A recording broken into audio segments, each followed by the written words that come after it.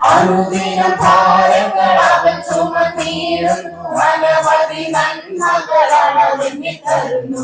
അനുദിനം ഭാരങ്ങൾ അവൻ ചുമന്നിടുന്നു, അനവധി നന്മകൾ അളവിന് തരുന്നു. അവരിൽ യുഗവിധി അവസാനത്തോളം കാക്കുവാൻ ശക്തനല്ലോ. അവരിൽ യുഗവിധി അവസാനത്തോളം കാക്കുവാൻ ശക്തനല്ലോ. സ്തുതിഗീതം പാടി പുകഴ്ത്തിടുന്നേ മരുമേളനി, സ്തുതിച്ചു വാഴ്ത്തും സുന്ദരന മണവാളനി. സ്തുതിച്ചു വാഴ്ത്തും സുന്ദരന മണവാളനി. ദാഹിക്കുന്ന ഏവരും ദ്രവ്യമില്ലാത്തവരുമായുള്ളവരെ വെള്ളത്തിന് വരുവിൽ, വന്ന് വാങ്ങി തിന്നുവിൻ. ദാഹം, എത്ര പേർക്ക് ദാഹം ഉണ്ടായിട്ടുണ്ട്? ദാഹം എന്നുള്ളത് എത്ര പേര് അനുഭവിച്ചിട്ടുണ്ട്? ഞാൻ പറയുന്ന വേറൊരു ദാഹമല്ല, നമ്മൾ ക്ഷീണിച്ചൊക്കെ വരുമ്പോഴുള്ള ദാഹമാണ് ഇപ്പൊ ഞാൻ ചോദിച്ചത്. എത്ര പേര് ആ ദാഹം അനുഭവിച്ചിട്ടുണ്ട്? നമ്മൾ ഈ ദാഹം നമുക്കുണ്ടാകുമ്പോൾ, നമ്മൾ കഠിനമായ ഒരു ദാഹം നമുക്കുണ്ടാകുമ്പോൾ നമ്മൾ എത്ര വെള്ളം കിട്ടിയാലും കുടിച്ചോളാൻ വയ്യാത്ത ഒരാർത്തിയായിരിക്കും അല്ലേ? കുടിച്ചാലും നമുക്ക് മതി വരാത്ത ഒരാർത്തിയായിരിക്കും വെള്ളത്തിന് വേണ്ടി. പക്ഷെ ഇവിടെ പറയുന്ന വെള്ളം എന്ന് പറയുന്നത്, ദാഹിക്കുന്ന ഏവരും ദ്രവ്യമില്ലാത്തവരുമായുള്ളവരെ വെള്ളത്തിന് വരുവിൻ. ഈ വെള്ളം പരിശുദ്ധാത്മാവിനെയും ക്രിസ്തുവിനെയും പ്രതിനിധീകരിക്കുന്നു. പരിശുദ്ധാത്മാവിനെയും ക്രിസ്തുവിനെയും പ്രതിനിധീകരിക്കുന്നു.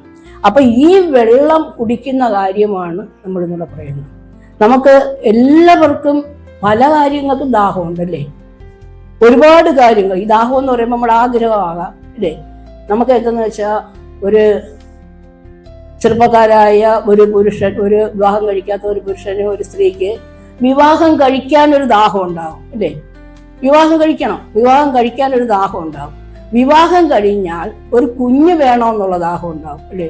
ഒരു കുഞ്ഞ് കിട്ടാൻ താമസിക്കുമ്പോൾ അവർക്കുണ്ടാകുന്ന വേദനയും താമസിച്ച് കിട്ടുമ്പോൾ ഉണ്ടാകുന്ന സന്തോഷവും, ആ ഒരു ദാഹം, എത്രമാത്രം ദാഹം അതിനുവേണ്ടി ഉണ്ടാകും. അതുപോലെ ഒരു കുഞ്ഞിനെ നമുക്ക് കിട്ടിയാൽ അതിന് നമുക്ക് നല്ല രീതിയിൽ വളർത്തിയെടുക്കണം, നല്ല ഫുഡ് കൊടുക്കണം, നല്ല ഡ്രസ്സ് കൊടുക്കണം, അതിനെ നല്ലതുപോലെ പഠിപ്പിക്കണം. എത്ര കയ്യിൽ പൈസ ഇല്ലെങ്കിലും നമ്മുടെ കുഞ്ഞിനെ എത്രത്തോളം നല്ലതുപോലെ പഠിപ്പിക്കണം, അത് നമ്മുടെ ദാഹമാണ് അല്ലേ?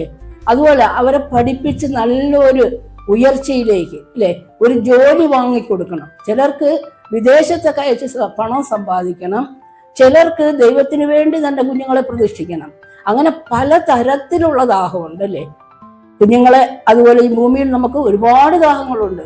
വീടില്ലാത്തവർക്ക് വീട് വേണം, വസ്തു ഇല്ലാത്തവർക്ക് വസ്തു വേണം അല്ലേ? വണ്ടി ഇല്ലാത്തവർക്ക്, ഇവിടെ നമ്മൾ പാസ്റ്റർ പറഞ്ഞതുപോലെ ഒരു വണ്ടി പഴയത് കൊടുത്ത് പുതിയത് വാങ്ങിക്കാൻ നമ്മൾ ബുക്ക് ചെയ്തു. എല്ലാത്തിനും നമുക്ക് ദാഹമുണ്ട്, ഒരുപാട് കാര്യങ്ങൾക്ക് നമുക്ക് ദാഹമുണ്ട്. എന്നാൽ പരിശുദ്ധാത്മാവിന് വേണ്ടി അല്ലെങ്കിൽ ക്രിസ്തുവിന് വേണ്ടി നമുക്ക് എത്രമാത്രം ദാഹമുണ്ട്?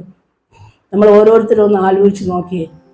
അവസാന തുള്ളി രക്തം വരെയും നമുക്ക് വേണ്ടി കാൽവറി ക്രൂശിൽ ചിന്തി പാപികളും ദോഷികളുമായിരുന്ന നമ്മെ, ആ രക്തം വില കൊടുത്ത് നമ്മെ വിലയ്ക്ക് വാങ്ങിച്ച കർത്താവിന് വേണ്ടി നമുക്ക് എത്രമാത്രം ദാഹമുണ്ട്. നമ്മളെല്ലാവരും ഈ ദിവസങ്ങളിൽ ഒന്ന് ആലോചിച്ച് നോക്കണം, കർത്താവിന് വേണ്ടി നമുക്ക് എത്രമാത്രം ദാഹമുണ്ടെന്നുള്ള. ഈ ഭൂമിയിൽ നമുക്ക് എന്ത് വേണമെങ്കിലും നമുക്ക് പൈസ കൊടുത്ത് വാങ്ങിക്കാം അല്ലേ? വീട് വേണോ, കാറ് വേണോ, അല്ലെങ്കിൽ കുട്ടികളെ പഠിപ്പിക്കണോ, ഡ്രസ്സ് വേണോ, എന്ത് വേണമെങ്കിലും നമുക്ക് പൈസ കൊടുത്ത് വാങ്ങിക്കാം. പക്ഷെ ഈ വെള്ളം ഉണ്ടല്ലോ, ഈ പരിശുദ്ധാത്മാവ്, ഈ ക്രിസ്തു ഉണ്ടല്ലോ, ഒരിക്കലും നമുക്ക് പൈസ കൊടുത്തോ ദാനധർമ്മങ്ങൾ കൊടുത്തോ അതല്ലെങ്കിൽ എന്തെങ്കിലും നീതി പ്രവർത്തികൾ ചെയ്തോ ഈ ക്രിസ്തുവിനെ നേടാൻ നമുക്ക് സാധ്യമല്ല. എന്തെന്നാൽ ദൈവത്തിന്റെ വചനത്തിൽ ഇങ്ങനെ പറഞ്ഞു, യെശയ്യാവ് 64:6 പറയുന്നു, നിങ്ങളുടെ നീതി പ്രവർത്തികൾ, 6:B പറയുന്നുണ്ട്, നിങ്ങളുടെ നീതി പ്രവർത്തികൾ കറ പുരണ്ട തുണിയാണ്. നമ്മൾ എത്ര നീതിയോടുകൂടി പ്രവർത്തിച്ചാലും നമ്മുടെ നീതി പ്രവർത്തികൾ കർത്താവ് കാണുന്ന കറ പുരണ്ട തുണിയായിട്ടാണ്. കർത്താവ് അതിലൊന്നും പ്രസാദമില്ല. പക്ഷേ കർത്താവ് നമുക്ക് തരുന്നതെന്ന് വെച്ചാൽ കൃപയാലാണ്, അർഹിക്കാത്ത. നമുക്ക് ഒരിക്കലും ഒരു അർഹതയില്ലായിരിക്കും. നമ്മൾ പാപം ചെയ്ത് ദൈവത്തിൽ നിന്ന് അകന്നുപോയി എത്രയോ ദൈവത്തിന് കണ്ണുനീർ വാർക്കുന്ന തരത്തിലുള്ള പാപം നമ്മൾ ചെയ്തവരാണ് അല്ലേ? പക്ഷേ നമ്മളെ വീണ്ടെടുത്തത് എന്താണ്? കൃപയാണ്. ദൈവത്തിന്റെ കൃപയാലാണ് നമ്മളെ വീണ്ടെടുത്തത്. അതുപോലെ ഈ പരിശുദ്ധാത്മാവിനെ നമുക്ക് വേണമെങ്കിൽ ഒരിക്കലും നമുക്ക് ദാനധർമ്മങ്ങളോ അതല്ലെങ്കിൽ എന്തെങ്കിലും നീതിപ്രവൃത്തികളോ എന്തെങ്കിലും പൈസ കൊടുത്തോ ഒരിക്കലും നമുക്ക് ഈ കർത്താവിന്റെ കൃപയെ വാങ്ങുവാനായിട്ട് നമുക്ക് കഴിയില്ല. യെശയ്യാവ് 44:3 പറയുന്നു, ദാഹിച്ചിരിക്കുന്നിടത്ത് ഞാൻ വെള്ളവും വരണ്ട നിലത്ത് നീരൊഴുക്കുകളും പകരും. അപ്പോൾ ദാഹിച്ചിരിക്കുന്നിടത്ത് ഞാൻ വെള്ളവും വരണ്ട നിലത്ത് നീരൊഴുക്കുകളും പകരും. നിന്റെ സന്തതിമേൽ എന്റെ ആത്മാവിനെയും നിന്റെ സന്താനത്തിന്മേൽ എന്റെ അനുഗ്രഹത്തെയും പകരും. അപ്പൊ നമ്മുടെ ജീവിതത്തിൽ അനുഗ്രഹം വേണമെങ്കിൽ എന്ത് വേണം? ഈ വെള്ളം വേണം, ഈ പരിശുദ്ധാത്മാവ് നമുക്ക് വേണം, അല്ലെ? ഈ ക്രിസ്തു നമുക്ക് വേണം. ഈ ക്രിസ്തു നമുക്കില്ല എന്നുണ്ടെങ്കിൽ നമുക്ക് ഒന്നുമില്ല. അപ്പൊ നമ്മുടെ ജീവിതത്തിൽ നമുക്ക് അനുഗ്രഹം വേണോ? നമുക്ക് ഈ പരിശുദ്ധാത്മാവ് കൂടിയേ തീരൂ. അപ്പൊ അതുപോലെ തന്നെ നമുക്ക് ഈ കർത്താവിനെ, അടുത്ത വാക്യം നമുക്ക് വായിക്കാം, 2-ാമത്തെ വാക്യം. അപ്പമല്ലാത്തതിന് ദ്രവ്യവും തൃപ്തി വരുത്താത്തതിന് നിങ്ങളുടെ പ്രയത്നഫലവും ചെലവിടുന്നത് എന്തിന്? അപ്പമല്ലാത്തതിന് ദ്രവ്യവും. കർത്താവ് പറഞ്ഞു, ഞാൻ ജീവന്റെ അപ്പമാകുന്നു. കർത്താവ് ആരാണ്? ജീവന്റെ അപ്പം. അപ്പൊ ഇവിടെ പറയുന്നു, അപ്പമല്ലാത്തതിന് ദ്രവ്യവും തൃപ്തി വരുത്താത്തതിന് നിങ്ങളുടെ പ്രയത്ന ഫലവും ചെലവിടുന്നത്. ഇവിടെ ഇരിക്കും നമ്മൾ ഓരോരുത്തരും നമ്മൾ ചിന്തിച്ചാൽ, അല്ലേ? നമ്മുടെ പ്രയത്ന ഫലം മുഴുവനും നമ്മൾ കൊണ്ട് പലയിടത്തും കൊടുത്തില്ലേ, അല്ലേ? നമ്മൾ ഒരുപാട് നമ്മൾ അധ്വാനിച്ചത് മുഴുവനും കൊണ്ട് പലയിടത്തും കൊടുത്തു. പക്ഷേ അപ്പമല്ലാത്തതിനാണ് നമ്മൾ കൊടുത്തത്. കർത്താവ് പറഞ്ഞു, ഞാൻ ജീവന്റെ അപ്പം. നമ്മൾ ഈ കർത്താവിനെ അറിഞ്ഞില്ലായിരുന്നു. അപ്പൊ അപ്പമല്ലാത്തതിന് ദ്രവ്യം, നമ്മുടെ പ്രയത്ന ഫലവും കൊണ്ടുപോയി കൊടുത്തു. എന്നിട്ടോ നമുക്ക് അവിടെ നിന്ന് എന്തെങ്കിലും കിട്ടിയോ? തൃപ്തി പ്രാപിച്ചോ? അതുകൊണ്ടല്ലേ നമ്മളിന്ന് ഇവിടെ ഇരിക്കുന്നത്? അല്ലെങ്കിൽ നമ്മളിന്ന് ഇവിടെ വരുമോ? ഇല്ല. നമുക്ക് നമ്മുടെ ദ്രവ്യവും നമ്മുടെ അധ്വാന ഫലവും നമ്മൾ മുഴുവനും കൊണ്ട് ഇട്ട ഒരു സ്ഥലമുണ്ട്. പക്ഷെ അവിടെ നിന്നൊന്നും നമുക്ക് ഒരു തൃപ്തിയും നമുക്ക് കിട്ടിയില്ല. നമ്മുടെ പ്രയത്ന ഫലം നിലനിൽക്കുന്ന ഒരു സംതൃപ്തി നമുക്ക് കിട്ടണമെങ്കിൽ നമുക്ക് നമ്മുടെ ഈ ക്രിസ്തു അല്ലെങ്കിൽ ഈ പരിശുദ്ധാത്മാവിനെ നമുക്കുണ്ടെങ്കിൽ നിലനിൽക്കുന്ന ഒരു സംതൃപ്തി നമുക്ക് കിട്ടുള്ളൂ. നമ്മൾ കൊണ്ടിട്ട് കൊടുത്തത് ഒന്നും അവിടെ എങ്ങും നമുക്ക് യാതൊന്നും കിട്ടാത്തത് കൊണ്ട്, അവിടെ നിന്ന് എന്തെങ്കിലും നമുക്ക് സമാധാനം കിട്ടിയിരുന്നുവെങ്കിൽ നമ്മൾ ഇവിടെ വരില്ലായിരുന്നു. പക്ഷെ അവിടെ നിന്ന് നമുക്ക് സമാധാനം കിട്ടാത്തത് കൊണ്ടാണ് നമ്മൾ ഇന്ന് കർത്താവിൻ്റെ അടുക്കൽ വന്നത്. എന്നിട്ട് പറയുന്നു അടുത്ത, അപ്പൊ ആദ്യം പറഞ്ഞ ദാഹം വേണം. എന്തിനു വേണ്ടി? പരിശുദ്ധാത്മാവിന്, ക്രിസ്തുവിന് വേണ്ടി ഒരു ദാഹം നമ്മുടെ ജീവിതത്തിൽ വേണം. നമ്മൾ നേരത്തെ പ്രബോധനം കേട്ടതുപോലെ നമ്മുടെ ആദ്യ സ്നേഹം നമുക്കിന്നുണ്ടോ? നമ്മൾ പരിശോധിക്കണം, അല്ലേ? ആദ്യം ദൈവസന്നിധി വന്നപ്പോഴത്തേക്ക് നമുക്ക് നല്ല ഒരു എരിവുണ്ടായിരുന്നു. നമുക്കതുണ്ടോ? എനിക്കും നിങ്ങൾക്കും ഇന്നതുണ്ടോ? ഇല്ല, നഷ്ടപ്പെട്ടു പോയി. അപ്പോ ആദ്യം പറഞ്ഞ ദാഹം വേണം. രണ്ടാമത് പറയുന്ന അപ്പമല്ലാത്തതിന് ദ്രവ്യവും തൃപ്തി വരുത്താത്തതിന് നിങ്ങളുടെ പ്രയത്ന ഫലവും ചെലവിടുന്നത് എന്തിന്? അടുത്ത വാക്യം, എന്റെ വാക്ക് ശ്രദ്ധിച്ച് കേട്ട് നന്മ അനുഭവിപ്പിൻ. എന്റെ വാക്ക് ശ്രദ്ധിച്ച് കേട്ട് നന്മ അനുഭവിപ്പിൻ. എന്താണ് ഈ വാക്ക്? ഈ എന്റെ വാക്ക് എന്ന് പറയുന്നത് തന്നെ കർത്താവാണ്. കർത്താവിന്റെ വചനം എന്ന് പറയുന്ന ആരാണ്? ആദിയിൽ വചനമുണ്ടായിരുന്നു, വചനം ദൈവത്തോടു കൂടെ ആയിരുന്നു, വചനം ദൈവമായിരുന്നു. അങ്ങനെയാണെങ്കിൽ എന്റെ വാക്ക് എന്ന് പറയുമ്പോൾ കർത്താവിന്റെ വാക്ക് തന്നെയാണ് ദൈവം, അല്ലേ?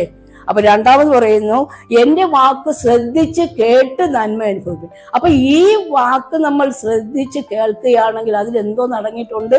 ഒരു നന്മയുണ്ട്, അതിലൊരു നന്മ നമുക്ക് അടങ്ങിയിട്ട്. അതാ പറയുന്നത് രണ്ടാമത്, എന്റെ വാക്ക് ശ്രദ്ധിച്ച് കേട്ട് നന്മ അനുഭവിപ്പിൻ.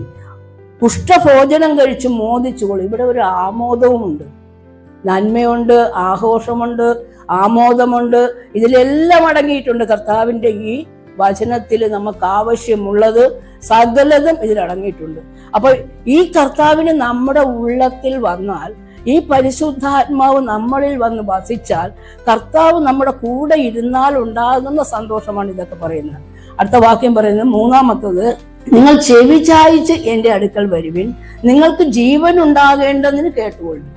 അപ്പൊ നമ്മളിപ്പോൾ ചെവി ചായിക്കണം. മൂന്നാമത് പറയുന്നത്, നമ്മൾ ചെവി ചായിച്ച് കേട്ടുകൊള്ളുവിൻ. അപ്പൊ ചെവി ചായിച്ച് കേട്ടുകൊള്ളുവിൻ എന്ന് പറയുന്നുണ്ട്, അല്ലെ?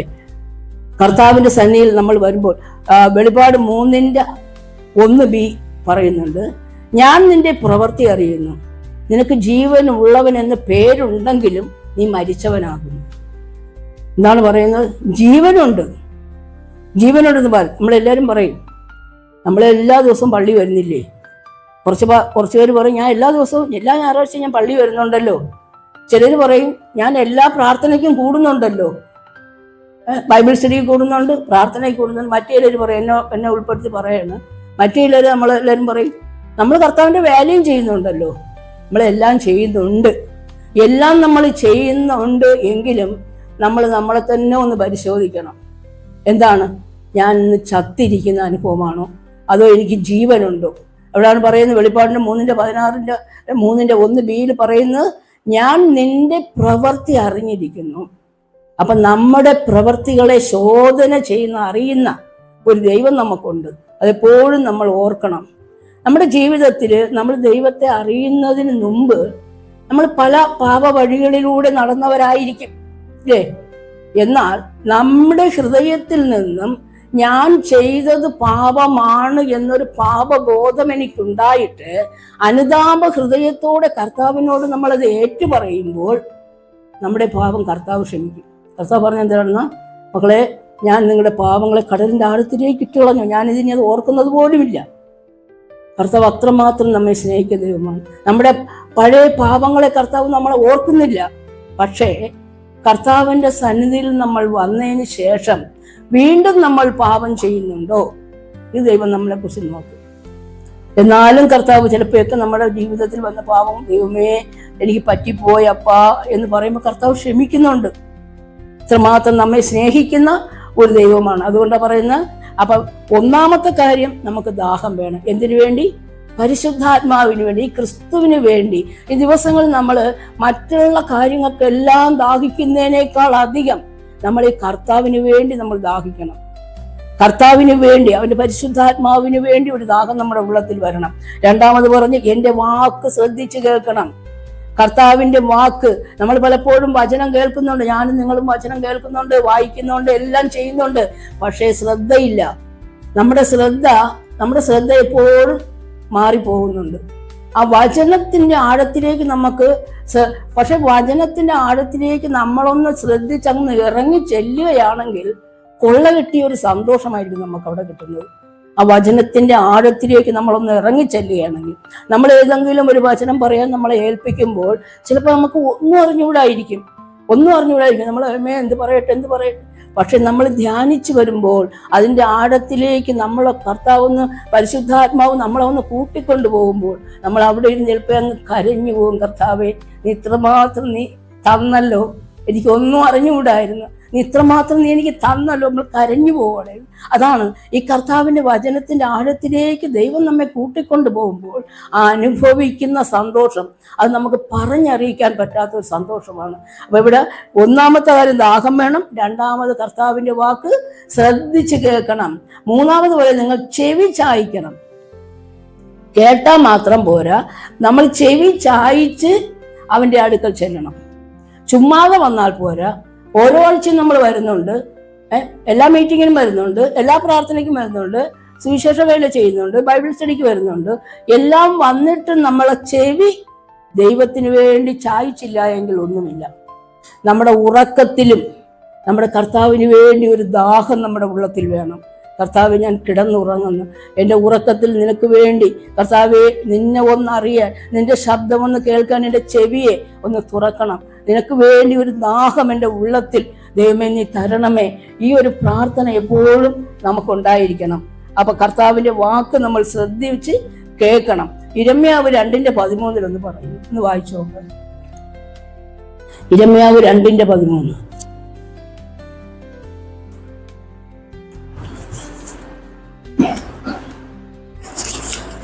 എന്റെ ജനം എന്ത് ദോഷം ചെയ്തിരിക്കുന്നു, അവർ ജീവജലത്തിന്റെ ഉറവയായ എന്ന് നിർദ്ദേശിച്ച് വെള്ളമില്ലാത്ത കിണറുകളെ, കൊച്ചു കിണറുകളെ തന്നെ കുഴിച്ചിരിക്കുന്നു. പൊട്ടക്കിണറുകളെ തന്നെ കുഴിച്ചിരിക്കുന്നു. അപ്പൊ ഇരമ്യാവ് 2:13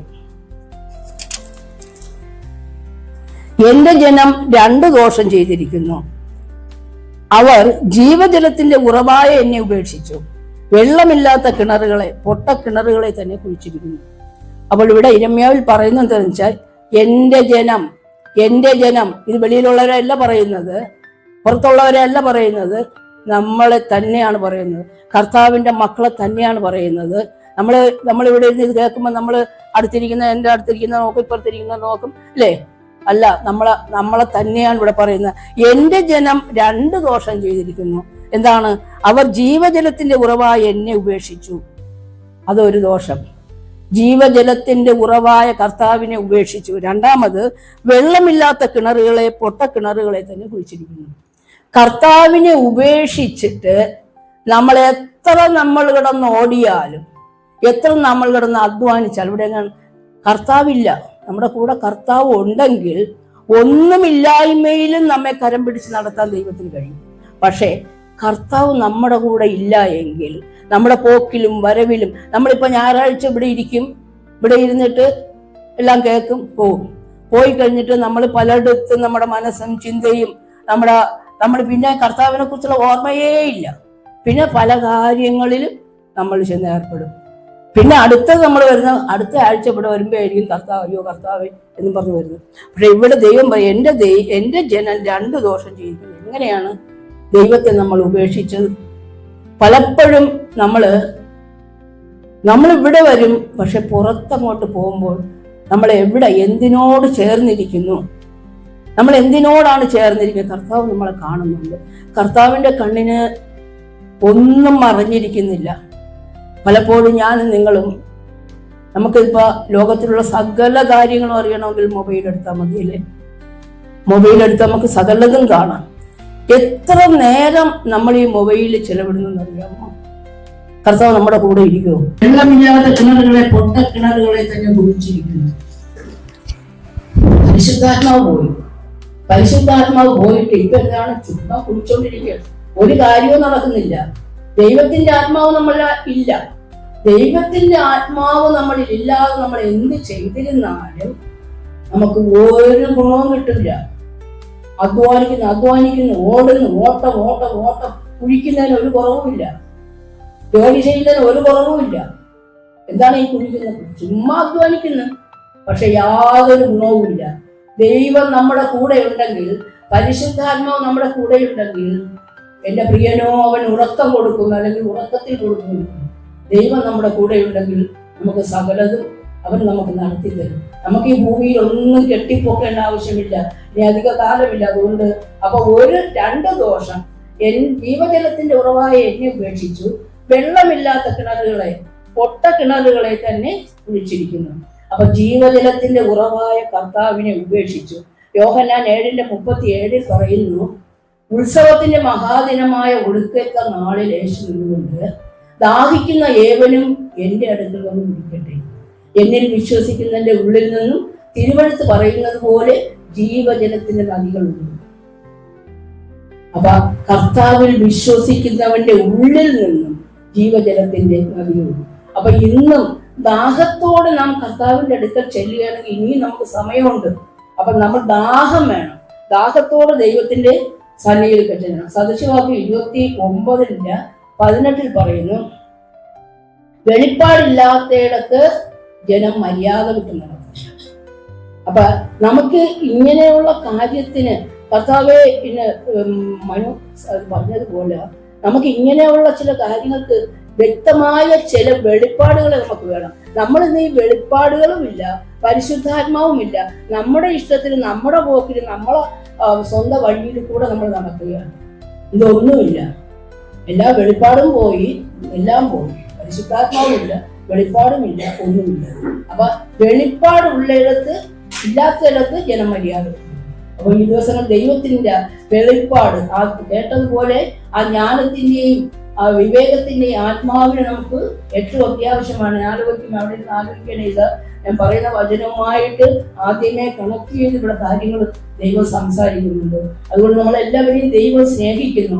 ആ സ്നേഹിക്കുന്നത് കൊണ്ട് തന്നെയാണ് ഈ തിരുവചനത്തിലൂടെ ദൈവം നമ്മോട് സംസാരിക്കുന്നത്. അപ്പൊ യോഹന്നാൻ 7:37 ഉത്സവത്തിന്റെ മഹാദിനമായ ഒടുക്കത്തെ നാളിൽ യേശു നിന്നുകൊണ്ട്, ദാഹിക്കുന്ന ഏവനും എന്റെ അടുക്കൽ വരട്ടെ, അന്ന് കുടിക്കട്ടെ, എന്നിൽ വിശ്വസിക്കുന്നവന്റെ ഉള്ളിൽ നിന്നും തിരുവഴുത്ത് പറയുന്നത് പോലെ ജീവജലത്തിന്റെ നദികളുണ്ട്. ഇതാണ് നമുക്ക് ഈ നാളുകളിൽ ആവശ്യമായിരിക്കുന്നത്. ജീവജലം അല്ലെ, പൊട്ടക്കിണറുകൾ കുഴിക്കുന്നത് മതിയാക്കിയിട്ട് നമ്മൾ കർത്താവിനെ അന്വേഷിച്ച് അവന്റെ ഇഷ്ടം ചെയ്ത് അവന്റെ പ്രിയമക്കളായിട്ട് ജീവിക്കാൻ, അവന്റെ ആ പരിശുദ്ധാത്മാവിന് വേണ്ടിയുള്ള ദാഹത്തോടെ നമ്മൾ ദൈവത്തിന്റെ സന്നിധിയിലേക്ക് നമ്മൾ കടന്നു ചെല്ലണം. യെശയ്യാവ് 55:6 പറയുന്നു, യഹോവയെ കണ്ടെത്താവുന്ന സമയത്ത് അവനെ അന്വേഷിപ്പിൻ, അവൻ അടുത്തിരിക്കുമ്പോൾ അവനെ വിളിച്ചപേക്ഷിക്കും. യഹോവയെ കണ്ടെത്താവുന്ന സമയം, അവൻ അടുത്തിരിക്കുന്ന സമയം. ഏതാണ് ഈ സമയം? ഇനി എത്ര സമയമുണ്ട് കർത്താവിനെ അല്ലെങ്കിൽ യഹോവയെ കണ്ടെത്താകാനുള്ള സമയം? എത്ര സമയമുണ്ട്? ഈ സമയത്ത് അവൻ അന്വേഷിപ്പിൻ, അവൻ അടുത്തിരിക്കും. ഇപ്പോൾ നമ്മുടെ കർത്താവ് നമ്മുടെ അടുത്തിരിക്കുകയാണ്. ഇപ്പോൾ കർത്താവ് നമ്മുടെ അടുത്തുണ്ട്. അതാ പറയുന്നത്, യഹോവയെ കണ്ടെത്താവുന്ന സമയത്ത് അവനെ അന്വേഷിപ്പിൻ, അവൻ അടുത്തിരിക്കുമ്പോൾ അവനെ വിളിച്ചപേക്ഷിക്കും. 2 കൊരിന്ത്യർ 6:2 വായിക്കാമോ? പ്രസാദകാലത്ത് ഞാൻ നിനക്ക് ഉത്തരമരുളി. അടുത്തത്, ഇപ്പോഴാകുന്നു സുപ്രസാദകാലം, ഇപ്പോഴാകുന്നു രക്ഷാ ദിവസം. അപ്പോൾ ഏതാണ് ഈ സമയം? യഹോവയെ കണ്ടെത്താവുന്ന സമയം ഏതാണ്? ഇപ്പോഴാകുന്നു സുപ്രസാദകാലം, ഇപ്പോഴാകുന്നു രക്ഷാ ദിവസം. ഇപ്പോഴാകുന്നു. ഇതെല്ലാം കഴിഞ്ഞാൽ ഇനി ഇല്ല. ഇതെല്ലാം കഴിഞ്ഞിട്ട് നമ്മൾ അന്വേഷിക്കാന്ന് വെച്ചാൽ പിന്നെ കർത്താവിനെ കിട്ടൂല. ഇപ്പോഴാകുന്നു സുപ്രസാദകാലം. ഇവിടെ അങ്ങനെയാണ് യെശയ്യാവ് പറഞ്ഞ, യഹോവയെ കണ്ടെത്താവുന്ന സമയത്ത് അവനെ അന്വേഷിപ്പിൻ, അവൻ അടുത്തിരിക്കുമ്പോൾ അവനെ വിളിച്ചപേക്ഷിക്കും. ഇപ്പോഴാകുന്നു സുപ്രസാദകാലം, ഇപ്പോഴാകുന്നു രക്ഷാ ദിവസം. ഈ രക്ഷാ ദിവസത്തിൽ അല്ലെങ്കിൽ ഈ കർത്താവ് നമ്മളോട് അടുത്തിരിക്കുന്ന ഈ സമയത്ത് അവനെ അന്വേഷിക്കണം. അതുപോലെ അവൻ അടുത്തിരിക്കുകയാണ് ഈ സമയത്ത് നമ്മളോട്. അപ്പൊ ഈ സമയത്ത് നമ്മൾ അവനെ അന്വേഷിക്കണം. അന്വേഷിക്കാതെ നമ്മൾ നമ്മുടെ വഴിയിലേക്ക് നമ്മൾ തിരിഞ്ഞു പോയാൽ, നമ്മുടെ ഇഷ്ടപ്രകാരം നമ്മൾ ജീവിച്ചാൽ നഷ്ടം നമുക്ക് തന്നെയാണ്, മറ്റാർക്കുമല്ല. നഷ്ടം നമുക്ക് തന്നെയാണ്. നമുക്ക് ഒരുപക്ഷെ ഒരുപാട് ബാധ്യതകളും മറ്റുള്ള പ്രശ്നങ്ങളും ഒക്കെ ഉണ്ടായിരിക്കാം. നമ്മൾ എന്ത് ചെയ്തിരുന്നാലും ഹൃദയത്തിൽ എപ്പോഴും നമ്മുടെ കർത്താവ് ഉണ്ടായിരിക്കണം. അവന്റെ പരിശുദ്ധാത്മാവ് എപ്പോഴും നമ്മൾ നടത്തണം. അവൻ കർത്താവിനെ കൂട്ടിയല്ലാതെ, കർത്താവ് കൂടെ കൊണ്ട് നടന്നല്ലാതെ നമ്മൾ യാതൊരു കാര്യവും ചെയ്യാൻ പോകുന്നത്. അങ്ങനെയാണെങ്കിൽ അതാ പറയുന്നത്, അല്ലയോ ദാഹിക്കുന്ന ഏവരും ദ്രവ്യമില്ലാത്ത, ഒരു പണവും കൊടുക്കണ്ട, നമ്മുടെ കർത്താവിന് പരിശുദ്ധാത്മാവിനെ അല്ല. ഇവിടുത്തെ ദാഹം ഞാൻ പറഞ്ഞല്ലോ, ഈ വെള്ളത്തിന് അർത്ഥം ക്രിസ്തു അല്ലെ. അല്ലയോ ദാഹിക്കുന്ന ഏവരും ദ്രവ്യമില്ലാത്തവരുമായുള്ളവരെ വെള്ളത്തിന് വരുവിൻ. ഈ വെള്ളം എന്ന് പറഞ്ഞ ക്രിസ്തുവിനെയും പരിശുദ്ധാത്മാവിനെയും പ്രതിനിധീകരിക്കുന്നു. ഈ കർത്താവിന് നമ്മള്, ഈ പരിശുദ്ധാത്മാവിന് നമുക്ക് ഒരു പൈസ കൊടുക്കണ്ട അല്ലെ, അല്ലെങ്കിൽ ദാനധർമ്മങ്ങൾ ഒന്നും കൊടുക്കണ്ട, അല്ലെങ്കിൽ എന്തെങ്കിലും നീതിപ്രവർത്തികൾ ചെയ്തിട്ടില്ല. നീതിപ്രവർത്തികൾ ചെയ്തിട്ട് നിങ്ങളുടെ നീതിപ്രവർത്തികൾ കറ പുരണ്ട തുണി. നമ്മൾ ഇന്ന് ദൈവത്തെ അറിഞ്ഞിട്ട് നീതിയോടെ നടക്കണ്ട എന്നല്ല ഞാൻ പറഞ്ഞത്. പരിശുദ്ധാത്മാവിനെ വേണമെങ്കിൽ ഇതൊന്നും കൊടുത്തിട്ട് വാങ്ങാൻ പറ്റുന്നതല്ല. അപ്പൊ നമ്മളെ ദൈവം ആ കർത്താവിന് നമുക്ക് വേണമെങ്കിൽ, നമ്മൾ പറഞ്ഞ കണക്ക് അപ്പം അല്ലാത്തതിനെ കൊണ്ട് ദ്രവ്യം ഇട്ടുകൊടുത്ത് നമ്മുടെ സമയം കളഞ്ഞു. ഇനിയെങ്കിലും നമ്മൾ ഈ കർത്താവിനെ അന്വേഷിക്കണം അല്ലേ. യഹോവയെ കണ്ടെത്താവുന്ന സമയം, ഇനി അധിക സമയമൊന്നുമില്ല. നമുക്ക് കർത്താവിനെ കണ്ടുമുട്ടുവാനുള്ള സമയം ഏതാണ്ട് വചനങ്ങളെല്ലാം നിവൃത്തിയായി കഴിഞ്ഞു.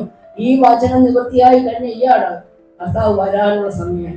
ഇന്ന് ഈ കർത്താവിനെ ഇവിടെ പറയുന്നത് പോലെ അവൻ അടുത്തിരിക്കുമ്പോൾ അവനെ വിളിച്ചപേക്ഷിക്കും. ഇന്ന് കർത്താവ് നമ്മോട് അടുത്തിരിക്കുകയാണ്. എന്തെന്നറിയാമോ?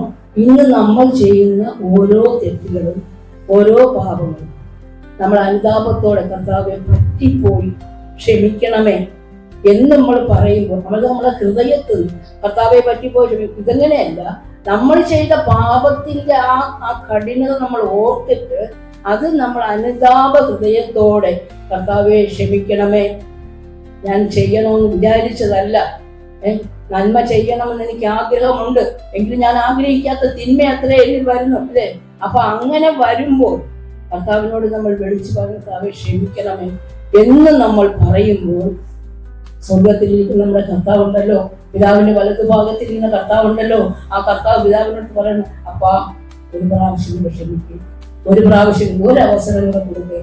ഇങ്ങനെ കർത്താവ് നമുക്ക് വേണ്ടി ഒരു വക്കീലായിട്ട് അവിടെ നിന്ന് വാദിച്ചുകൊണ്ടിരിക്കുകയാണ് നമ്മുടെ കർത്താവ്. പക്ഷേ വരാൻ സമയമാണ്. ഇനി വന്നു കഴിഞ്ഞാൽ ഈ കർത്താവ് ഉണ്ടല്ലോ വക്കീലല്ല, ജഡ്ജിയായിട്ടാണ് വരുന്നത്. ഈ ജഡ്ജിക്ക് പിന്നെ നീതിയോടെ എല്ലാം നീതിയോടെ കാര്യങ്ങൾ കൈകാര്യം ചെയ്യാനേ പറ്റും. ജഡ്ജിയായി വരുന്ന സമയത്ത് അവൻ നീതിയോടെ മാത്രമേ കാര്യങ്ങൾ കൈകാര്യം ചെയ്യുള്ളൂ. നമുക്ക് ഉദാഹരണമായിട്ട് നമുക്ക് വേറൊരു കാര്യം നോക്കാം. പഴയ നിയമത്തിൽ നമ്മൾ നോഹയുടെ കാര്യം നമ്മൾ വായിച്ചിട്ടുണ്ട് അല്ലേ? നോഹയുടെ പുസ്തകത്തില് അന്നത്തെ കാലം, ആദ്യ കാലങ്ങളില് മനുഷ്യരെ ദൈവം ഉണ്ടാക്കി അവർ പാപം ചെയ്തു ദൈവത്തിൽ നിന്ന് വന്നു. അവരുടെ പാപം കണ്ട് ദൈവത്തിന് സഹിക്കാൻ വയ്യ. എനിക്ക് മനസ്താപം ഉണ്ടായി, മനുഷ്യനെ ഞാൻ സൃഷ്ടിച്ചത് കൊണ്ട് എനിക്ക് മനസ്താപം ഉണ്ടായി എന്ന് ദൈവത്തിന്റെ വചനത്തിൽ പറഞ്ഞു. അന്നത്തെ കാലത്ത് നീതിമാനായ ഒരു മനുഷ്യനെ ദൈവം കണ്ടു. ആരാണ്? നോഹ അല്ലേ? നോഹയെ മാത്രം ദൈവം നീതിമാനായിട്ട് കണ്ടപ്പോൾ ദൈവം നോഹയുടെ അടുത്ത് പറഞ്ഞു, നോഹയെ നീ ഒരു പെട്ടകം ഉണ്ടാക്കണം. അതിന്റെ അളവും പൊക്കവും എത്ര തട്ടുണ്ടെന്നും എല്ലാം ദൈവം പറഞ്ഞു. എന്തിനാണ് ഈ പെട്ടകം ഉണ്ടാക്കുന്നത്? അപ്പൊ നോഹയുടെ അടുത്ത് ദൈവം പറഞ്ഞു, നീ ഒരു പെട്ടകം ഉണ്ടാക്കണം എന്ന് പറഞ്ഞു. നോഹ എന്ത് ചെയ്യുന്നത് അറിയാമോ? എന്തിനു വേണ്ടി? എന്ത് കർത്താവ് എന്ന് തിരിച്ചു ചോദിച്ചു. പക്ഷെ ഞാൻ മഴ പെയ്യിപ്പിക്കാൻ പോകുന്നു. കർത്താവ് പറഞ്ഞു, ദൈവം പറഞ്ഞു ഞാൻ മഴ പെയ്യിപ്പിക്കാൻ പോകുന്നു. അപ്പൊ മഴ പെയ്യിപ്പിക്കാൻ പോകുന്നു എന്ന് പറഞ്ഞ് നോഹയെടുത്ത് പെട്ടകം ഉണ്ടാക്കാൻ പറഞ്ഞാൽ നോഹ പെട്ടകത്തിന്റെ പണിയങ്ങ് തുടങ്ങി. ഇവിടെ ചിറ്റിയിലും ഒക്കെ എടുത്ത് തട്ടും മൂട്ടും പൊട്ടും ഒക്കെ തുടങ്ങിയപ്പോഴത്തേക്ക് ആൾക്കാരെല്ലാം വന്ന് കൂടി. നോഹ നീ എന്ത് ചെയ്യുന്നു? എന്തോടെ എന്ത് ചെയ്യുന്നു? ഗോപേർ മരം കൊണ്ട് പെട്ടകം ഉണ്ടാക്കിയാണ് നോഹയും നോഹയുടെ കുടുംബവും. എന്ത് ചെയ്യുന്നു നീ? അത് കർത്താവ് എന്നോട് പറഞ്ഞു ഒരു പെട്ടകം ഉണ്ടാക്കാൻ. എന്തിനുടെ പെട്ടകം എന്ന്? അപ്പൊ മഴ വരാൻ പോണു. മഴയോ? മണ്ടൻ എന്തൊരുടെ മഴ? എന്തൊരു മഴ? എന്തുകൊണ്ടെന്ന് അറിയാമോ? അന്നത്തെ കാലത്ത് മഴ അതുവരെ ഇല്ലായിരുന്നു. അന്ന് ഭൂമിയിൽ നിന്നും ഉൽപ്പത്തി 2:5-6 പറയുന്നുണ്ട്, ഭൂമിയിൽ നിന്നും മഞ്ഞ് പൊങ്ങിയാണ് അന്നത്തെ കാലത്ത് വെള്ളം മനുഷ്യന് കിട്ടിയിരുന്നത്. മഴയില്ല, അതുവരെ മഴയില്ല. മഴയില്ലാത്തൊരു കാലത്ത് നമ്മുടെ അടുത്ത് പറഞ്ഞാലും നമ്മൾ എന്തോരുടെ മഴ അങ്ങനെ ഒന്നും നമ്മൾ ഇതുവരെ കണ്ടിട്ടില്ലാത്തത് നമ്മൾ വിശ്വസിക്കില്ല അല്ലേ? അപ്പൊ ആ ജനവും പറഞ്ഞു എന്തൊരു മഴ എന്ന് തോന്നുന്നു. അപ്പൊ പക്ഷെ നോഹ വിശ്വസിച്ചു. എന്തുകൊണ്ടാണ്? നീതിമാനായിട്ട് നോഹയെ കണ്ടത്. ദൈവം എന്ത് പറഞ്ഞു പോകും നോഹ അതുപോലെ വിശ്വസിച്ചു. അതുപോലെ ഒരു പെട്ടകം ഉണ്ടാക്കാൻ തുടങ്ങി. അതേ പണി, അതേ മരം. നോഹ പെട്ടകത്തിന്റെ പണി തുടങ്ങി. നോഹയുടെ കുടുംബം അവര് അതിന്റെ രീതിക്ക് പെട്ടകം ഉണ്ടാക്കിയിട്ട് എല്ലാ പണിയും തീർന്നപ്പോൾ ദൈവം പറഞ്ഞു, നോഹേ എല്ലാ മൃഗങ്ങളിലും ആണും പെണ്ണുമായിട്ട് ഓരോന്നും, എല്ലാ മൃഗങ്ങളിലും ഇതിനകത്ത് കയറണം. പക്ഷികളില് ആണും പെണ്ണുമായിട്ട് ഓരോന്നും ഇതിനകത്ത് കയറണം. നോഹ വിളിച്ചു കയറ്റിയതല്ല. പക്ഷികളും വന്നു കയറല്ല. മൃഗങ്ങളും പക്ഷികളും ദൈവത്തിന്റെ കൽപ്പന അനുസരിക്കും. ഈ മനുഷ്യനായ നമ്മളാ ദൈവത്തിന്റെ കൽപ്പന അനുസരിക്കുക. മൃഗങ്ങളും പക്ഷികളും എല്ലാം വന്ന് കയറി. അവസാനം നോഹയെടുത്ത് പറഞ്ഞ് എന്റെ കുടുംബം അതിനകത്ത് കയറാൻ പറഞ്ഞു. നോഹയും ആ കുടുംബവും എല്ലാം എത്ര പേരുണ്ടായിരുന്നു? പെട്ടകത്തില് 8 പേര് അല്ലേ? നോഹയുടെ കുടുംബം മാത്രം. എന്തുമാത്രം ജനം! അന്നത്തെ കാലത്ത് അവരിത് ദൈവത്തിന്റെ ഈ വചനങ്ങളെ പറഞ്ഞിട്ട് വിശ്വസിക്കാതെ തിന്നും കുടിച്ചും വിവാഹം കഴിച്ചും വിവാഹത്തിന് കൊടുത്തും അവരുടെ സ്വന്തം ഇഷ്ടപ്രകാരം, സ്വന്തം ഹൃദയത്തിന്റെ ആഗ്രഹപ്രകാരം, സ്വന്തം മനസ്സിന്റെ ആ ബുദ്ധിക്ക് ഒത്തവണ്ണം അവർ ജീവിച്ചു. പക്ഷേ നോഹ പെട്ടകത്തിൽ കയറാൻ പറഞ്ഞു. പെട്ടകത്തിൽ എല്ലാവരും കയറി. ദൈവം പെട്ടകം അടച്ചു, വാതിലടച്ചു. ദൈവം വാതിലടച്ചാൽ ദൈവം തുറന്നാലേ പിന്നെ ആര് തുറന്നു കേട്ടാലും ഇതുപോലെ തന്നെയാണ് നമുക്ക് ദൈവം വെച്ചിരിക്കുന്നത്. അപ്പൊ അന്നത്തെ കാലത്ത് ആ പെട്ടകത്തിൽ കയറിയ ജനം അവസാനം പറയുന്നത് എന്തെന്ന് അറിയാമോ? 7 ദിവസം കഴിഞ്ഞിട്ട് ഞാൻ മഴ പെയ്യിപ്പിക്കുന്നു. അതുപോലെ കറക്റ്റ് 7 ദിവസം കഴിഞ്ഞപ്പോൾ മഴ പെയ്തു. മഴ ഭൂമിയിൽ പെരുവെള്ളം നിറഞ്ഞു. ആഴിയുടെ ഉറവ് പോലും തുറന്നു എന്നാണ് എഴുതിയിരിക്കുന്നത്. അങ്ങനെ ഭൂമിയിൽ മഴ കൊണ്ട് നിറഞ്ഞപ്പോൾ പെട്ടകം പൊങ്ങി തുടങ്ങി. എത്ര വലിയ 3 തട്ടാങ്ങളുള്ളതാണ് പറയുന്നത്. പക്ഷെ ഇത്ര വലിയ പെട്ടകമായിരുന്നാലും ഈ മഴ കൊണ്ട് ഭൂമി നിറഞ്ഞപ്പോൾ ഈ പെട്ടകം പൊങ്ങി തുടങ്ങി. 40 ദിവസം രാവും പകലും ഇടവിടാതെ മഴ പെയ്തപ്പോൾ ഈ പെട്ടകം പൊങ്ങി മുകളിലെത്തി. പിന്നെ വൃക്ഷങ്ങളോ ഒന്നും കാണാൻ പറ്റാത്ത ബാക്കിയുള്ള ജനത്തിന് എന്ത് പറ്റി? എല്ലാവരും നശിച്ചു പോയല്ലേ. പിന്നെ ഉണ്ടായിരുന്ന സകലരും നശിച്ചു പോയി. ഇതുപോലെ തന്നെയാണ് നമ്മൾ പലപ്പോഴും ദൈവത്തിന്റെ വാക്കുകളെ വേണ്ടും വണ്ണം നമ്മൾ കേൾക്കാതെ, ദൈവത്തിന്റെ വചനത്തെ വേണ്ടും വണ്ണം നമ്മൾ ചെവി കൊടുക്കാതെ നമ്മളും അലക്ഷ്യമായി നമ്മൾ ഇന്നും ജീവിച്ചാൽ, കർത്താവ് ഭൂമിയിൽ വന്നു സകല മനുഷ്യരുടെയും പാപത്തിന് പരിഹാരമായി കാൽവറിയിൽ യാഗമായി കല്ലറയിലടക്കി 3-ാം നാൾ ഉയർത്തെഴുന്നേറ്റ് 40 ദിവസം ശിഷ്യന്മാരുടെ കൂടെ ഉണ്ടായിരുന്നു അല്ലെ. ഉണ്ടായിരുന്നിട്ട് സ്വർഗാരോഹണം ചെയ്ത സമയത്ത് അവിടെ കൂടി നിന്ന ജനങ്ങളോട് എന്താ പറഞ്ഞത് അറിയാമോ? ദൈവദൂതൻ പറഞ്ഞത്, ഗലീല പുരുഷന്മാരെ, നിങ്ങൾ എന്ത് നോക്കി നിൽക്കുന്നു? നിങ്ങളെ വിട്ട് സ്വർഗാരോഹണം ചെയ്ത ഈ യേശു ഈ പോയത് നിങ്ങൾ കണ്ടല്ലോ, ഇതുപോലെ തന്നെ അവർ തിരിച്ചു വരും. ഇതുപോലെ തന്നെ അവർ തിരിച്ചു വരും. വരുമോ കർത്താവ്? വരുമോ? നമ്മൾ വിശ്വസിക്കുന്നുണ്ടോ? കർത്താവ് വരും. കർത്താവിന്റെ വചനം ഒന്നും വള്ളി പുള്ളി തെറ്റിയില്ല. കർത്താവ് നിശ്ചയമായും വരും. പക്ഷേ സമയം മാത്രം നമുക്കറിയില്ല. ഇന്ന് വേണമെങ്കിലും വരാം, നമ്മളുടെ ആരാധന കഴിഞ്ഞിട്ട് ഇറങ്ങുമ്പോൾ വേണമെങ്കിലും കർത്താവിന് വരാം. പിന്നെ കർത്താവ് നീട്ടുന്നുണ്ടെന്ന് അറിയാമോ? നമ്മളൊക്കെ എപ്പോഴും കണ്ണീരോടുകൂടി ചിലർക്ക് വേണ്ടിയൊക്കെ പ്രാർത്ഥിക്കുന്നുണ്ട് അല്ലേ. കർത്താവേ നഷ്ടമായി പോലെ ഞങ്ങളുടെ പ്രിയപ്പെട്ടവർ ഞങ്ങളുടെ കൂടെ വേണം അല്ലേ. ഞങ്ങള് പലർക്ക് വേണ്ടി നമ്മൾ പ്രാർത്ഥിക്കുന്നു. അപ്പൊ അതുകൊണ്ട് നമ്മുടെ ആ പ്രാർത്ഥന, നമ്മുടെ കണ്ണുനീര് കണ്ടിട്ട് കർത്താവ് വീട്ടിൽ സമയം കിട്ടിയത്. അതാണ് ആ സമയം പറയാത്തത്. നമ്മുടെ ബൈബിളിൽ കർത്താവ് വരുന്ന ഒരു സമയം പറഞ്ഞിട്ടില്ല.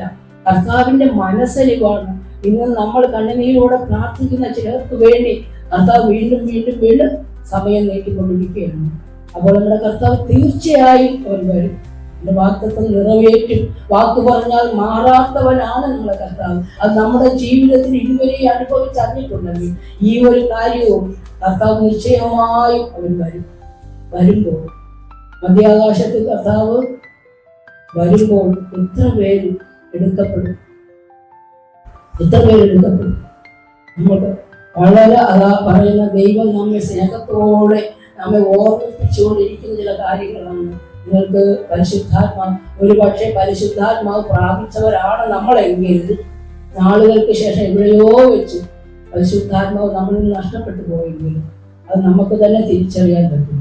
നമ്മൾ ചെയ്യുന്ന ഓരോ കാര്യം ദൈവശബ്ദം നമ്മൾ കേൾക്കുന്നില്ല എങ്കിൽ, നമ്മൾ ചെയ്യുന്ന ഓരോ പാപത്തിനും ദൈവം നമ്മെ കറക്റ്റ് ചെയ്യും. ഒരുപക്ഷെ ദൈവശബ്ദം നമ്മൾ ദൈവശബ്ദം കേൾക്കും. ദൈവശബ്ദം നമ്മുടെ ഹൃദയത്തിൽ ഇരുന്നു കൊണ്ട് തന്നെ കർത്താവ് സംസാരിക്കും. അതല്ല എങ്കിൽ ദൈവദാസന്മാരിലൂടെ വചനത്തിലൂടെ ഒരുപക്ഷെ നമ്മൾ മൊബൈൽ അങ്ങോട്ട് ഓൺ ചെയ്ത് ഏതെങ്കിലും മെസ്സേജ് കേൾക്കാം. സത്യം പറഞ്ഞാൽ കഴിഞ്ഞ ദിവസങ്ങളിൽ ദൈവം വ്യക്തമായിട്ട് എന്നോട് സംസാരിച്ച്, അതുകൊണ്ട് തന്നെയാണ് ഞാൻ ഇന്ന് ഉറപ്പോടെ നിങ്ങളോട് പറയുന്നത്. ഞാൻ ഏത് വിഷയത്തിന് വേണ്ടി ഞാൻ ഹൃദയ നുറുക്കത്തോടെ ഞാൻ ഇരുന്നു പോകും. ആ വിഷയം ഞാനൊരു മൊബൈൽ തുറന്നു വെച്ചപ്പോൾ വ്യക്തമായി അടുക്കടുക്കായിട്ട് കർത്താവ് എന്നോട് സംസാരിച്ചു. ആ ദൈവശബ്ദം ഞാൻ കേട്ടത് കൊണ്ടാണ് ഞാൻ നിങ്ങൾക്ക് പറയുന്നത്. കർത്താവ് നമ്മെ സ്നേഹിക്കുന്ന ദൈവമാണ്.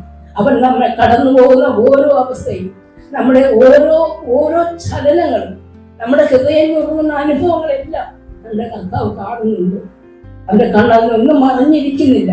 മനുഷ്യൻ നമ്മെ കുറ്റം വിധിച്ചാലും എല്ലാവരും നമ്മെ തള്ളിക്കളഞ്ഞാലും ഒരിക്കലും നമ്മെ തള്ളിക്കളയാത്ത ഒരു കർത്താവ് നമ്മുടെ ദൈവം. അവൻ നമ്മെ തള്ളിക്കളയില്ല. അവൻ നമ്മെ കറക്റ്റ് ചെയ്യും. നമ്മെ കറക്റ്റ് ചെയ്ത് നമ്മെ മുമ്പോട്ട് നടത്തുന്നത് വ്യക്തമായിട്ട് നമുക്ക് ദൈവശബ്ദം, നിങ്ങൾ ഏത് വിഷയത്തിന് വേണ്ടി നിങ്ങൾ ഇന്ന് ഞരങ്ങുന്നുവോ ആ ഞരങ്ങുന്ന വിഷയം കർത്താവിന്റെ സന്നിധിയിൽ കുറിച്ച് ദൈവത്തിന്റെ പരിശുദ്ധാത്മാവിന് വേണ്ടിയുള്ള ദാഹത്തോടെ നമ്മുടെ ചെവി ആ കർത്താവിന്റെ വചനത്തിന് വേണ്ടി ശ്രദ്ധിച്ച് ദാഹത്തോടെ നമ്മൾ അവന്റെ സന്നിധി നമ്മൾ ഇരിക്കുകയാണെങ്കിൽ കർത്താവിന് മുഖപക്ഷമില്ല. എന്നോട് മാത്രമല്ല, എല്ലാവരോടും കർത്താവ് സംസാരിക്കും. ദൈവശബ്ദം നിങ്ങൾ കടന്നു പോകുന്ന ആ സാഹചര്യത്തിൽ തന്നെ കർത്താവ് എണ്ണി എണ്ണി എണ്ണി നിങ്ങൾക്ക് ഉത്തരം തരും. അങ്ങനെ അത്രമാത്രം നമ്മെ സ്നേഹിക്കുന്ന ദൈവം, അത്രമാത്രം നമ്മെ കരുതുന്ന ദൈവം. ഇന്നും ഈ വചനം നിങ്ങളോട് ദൈവം പറയണമെങ്കിൽ, എന്നോട് നിങ്ങളോട് ഈ വചനം കർത്താവ് പറയണമെങ്കിൽ നമ്മൾ ഒരുങ്ങണം. കർത്താവ് വരുമ്പോൾ നമ്മൾ കർത്താവിന്റെ സന്നിധിയിൽ നിന്നും തള്ളപ്പെട്ടു പോകരുത്. കർത്താവിന് വേണ്ടി ഒരുക്കമുള്ള ഒരു ഹൃദയത്തോടെ അപ്പാ എന്ന് പറഞ്ഞ് നമ്മൾ അവന് വേണ്ടി ദാഹത്തോടെ നമ്മൾ കാത്തിരിക്കുകയാണെങ്കിൽ കർത്താവ് വരുമ്പോൾ അത് നമ്മയും ചേർത്ത് കൊണ്ടുപോകും. നമ്മൾ പ്രാർത്ഥിക്കുന്ന വിഷയങ്ങൾക്ക്, നമ്മൾ ആഗ്രഹിക്കുന്ന വ്യക്തികൾ നമ്മൾ ദൈവസന്നിധിയിൽ വരും. എന്ന് നമുക്ക് ഉറപ്പോടെ നമുക്ക് വിശ്വസിക്കാം. പക്ഷേ ഒന്ന് വേണം, നമ്മൾ ഈ കർത്താവിനെ ഈ പറഞ്ഞതുപോലെ യശയ്യാവ് 55 പറഞ്ഞതുപോലെ നമുക്ക് എന്ത് വേണം? ദാഹം വേണം. ദാഹം. അല്ലയോ ദാഹിക്കുന്ന ഏവരും ദ്രവ്യമില്ലാത്തവരുമായുള്ളവരെ വെള്ളത്തിന് വരുവിൻ. വെള്ളം എന്താണ് കാണിക്കുന്നത്? ക്രിസ്തുവിനെയും പരിശുദ്ധാത്മാവിനെയും പ്രതിനിധീകരിക്കുന്നതാണ് ഈ വെള്ളം, അല്ലേ? അപ്പൊ ജീവജലത്തിന്റെ ഉറവായ കർത്താവിനെ ഉപേക്ഷിച്ചിട്ട് പൊട്ട കിണറുകളെ കുഴിച്ചുകൊണ്ടിരിക്കുകയാണെങ്കിൽ കർത്താവിനെ ഉപേക്ഷിച്ച് നിങ്ങൾ എന്ത് ചെയ്തിരുന്നാൽ ഒരു ഫലവും കാണില്ല. 100% ഞാൻ പറയാം, കർത്താവിനെ ഉപേക്ഷിച്ചിട്ടാണെങ്കിൽ നിങ്ങൾ എത്ര കിടന്ന് ഓടിയാലും എത്ര ആക്കുവാനും അവിടെ പറയുന്ന അപ്പമല്ലാത്തതിന് ദ്രവ്യവും തൃപ്തി വരുത്താതെ നിങ്ങളുടെ പ്രയത്നഫലവും ചെലവിടുന്നത് എന്തിന്? എന്റെ വാക്ക് ശ്രദ്ധിച്ചു കേട്ട് നന്മ അനുഭവിപ്പിൻ. കർത്താവിന്റെ വാക്ക് ശ്രദ്ധിച്ച് കേട്ടാൽ അവിടെ മാത്രമേ നമുക്ക് നന്മയുള്ളൂ. അതിന് മാത്രമേ ഉള്ളൂ നന്മ. വേറെ ഒരു നന്മയുടെയും പുറകെ നമ്മൾ ഓടണ്ട. അവന്റെ വാക്ക് നമ്മൾ ശ്രദ്ധയോടെ കേട്ട് അവന് വേണ്ടി കാതോർത്ത് അവൻ ദാഹത്തോടെ ഇരുന്നിട്ട് ചെവി ചായ്ച്ച് അതിന്റെ വചനങ്ങളെ ശ്രദ്ധ വെച്ച് കേട്ട് എന്നിട്ട് പറയുന്ന നന്മ അനുഭവിപ്പിൻ. പുഷ്ടഭോജനം കഴിച്ച് മോദിച്ചുകൂടെ ആമോദം. ഇതിൽ മാത്രമേ നമുക്കുള്ളൂ. ഈ ഭൂമിയിൽ നമുക്ക് കുറെ സ്വത്തുണ്ടെന്ന് വിചാരിച്ചോ, അല്ലെങ്കിൽ കുറെ നമുക്ക് മറ്റുള്ള എന്തെങ്കിലും ഉണ്ടെന്ന് വിചാരിച്ചോ, ഒന്നിലും നമുക്ക് സന്തോഷിക്കാൻ കഴിയില്ല. കർത്താവിലുള്ള സന്തോഷം പോലെ നമുക്ക് വേറെ യാതൊന്നിനും നമുക്ക് സന്തോഷിക്കാം. നിലനിൽക്കുന്ന ഒരു സംതൃപ്തി തരണമെങ്കിൽ നമ്മുടെ കർത്താവിന് മാത്രമേ കഴിയുള്ളൂ. അല്ലാതെ നിങ്ങൾ എത്ര കിടന്ന് ഓടിയാലും, കർത്താവ് ഇല്ലാതെ ഓടിയാലും, നമുക്ക് എപ്പോഴും കർത്താവുമായിട്ടുള്ളൊരു ബന്ധമുണ്ട്, ദൈവമായിട്ടുള്ളൊരു ബന്ധമുണ്ട്, അവന്റെ പരിശുദ്ധാത്മാവിന് വേണ്ടി ദാഹമുണ്ട്, അവന് വേണ്ടി ചെവിച്ചാച്ച് നിങ്ങൾ അവന്റെ വചനം കേൾക്കുന്നുണ്ട് എങ്കിൽ നിങ്ങൾ ചെയ്യുന്ന അധ്വാനത്തിനും ഫലം കാണും. അല്ലാതെ കർത്താവില്ലാതെ അവനെ കൂട്ടാതെ നിങ്ങൾ എന്ത് ചെയ്തിരുന്നാലും അതെ ആ പൊട്ട കിണറുകളെ കുടിക്കുന്ന അനുഭവം തന്നെയായിരിക്കും, ഉറപ്പോടെ ഞാൻ പറയാം. അതുകൊണ്ട് കർത്താവിനെ ഉപേക്ഷിച്ച് നമുക്ക് യാതൊന്നും ചെയ്യാൻ ഇടവരരുത്. ഈ കർത്താവിന് വേണ്ടി ദാഹത്തോടെ നമ്മൾ അവന്റെ സന്നിധിയിൽ ഇരിക്കുക, അവന്റെ വചനം ശ്രദ്ധിച്ച് കേട്ടുക, അവന്റെ പരിശുദ്ധാത്മാവിന് വേണ്ടി ദാഹിക്കുക, ദാഹത്തോടെ അവന്റെ സന്നിധിയിൽ ചെല്ലുക. അങ്ങനെയാണെങ്കിൽ ദൈവം നമ്മെ വഴി നടത്തുകയും ചെയ്യും. അവന്റെ വരവിങ്കൽ നമുക്ക് ഒരുമിച്ച് കർത്താവിന്റെ സന്നിധിയിൽ ചെല്ലാൻ പറ്റും. ദൈവം എല്ലാവരെയും അനുഗ്രഹിക്കട്ടെ.